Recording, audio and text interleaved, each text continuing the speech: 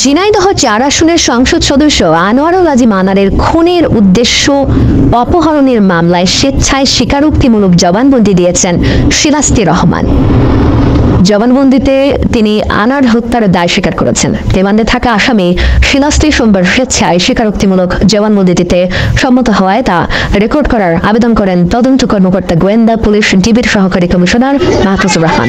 তার আবেদনের পরিপ্রেক্ষিতে ঢাকার অতিরিক্ত চিফ মেট্রোপলিটন ম্যাজিস্ট্রেট তোফাজ্জল হোসেনের আদালত শিলাস্তির জবানবন্দি রেকর্ড করেন।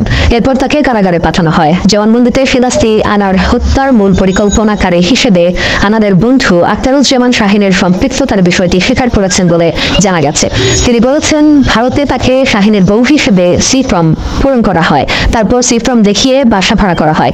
যেই ট্রলিটি আনারের দেহাংশ বহন করা হয় তার শাহিনের কেনা বলেও জবানবন্দিতে বলেছেন শিলাস্তি। ঝিনাইদহ ৪ আসনের সংসদ সদস্য আনোয়ারুল আজিম আনারের খুনের উদ্দেশ্য অপহরণের মামলায় স্বেচ্ছায় স্বীকারোক্তিমূলক জবানবন্দি দিয়েছেন শিলাস্তি রহমান। জবানবন্দিতে তিনি আনার হত্যার দায় স্বীকার করেছেন। রিমান্ডে থাকা আসামি শিলাস্তি সোমবার স্বেচ্ছায় স্বীকারোক্তিমূলক জবানবন্দি দিতে সম্মত হওয়ায় তা রেকর্ড করার আবেদন করেন তদন্ত কর্মকর্তা গোয়েন্দা পুলিশ ডিবির সহকারী কমিশনার মাহফুজুর রহমান।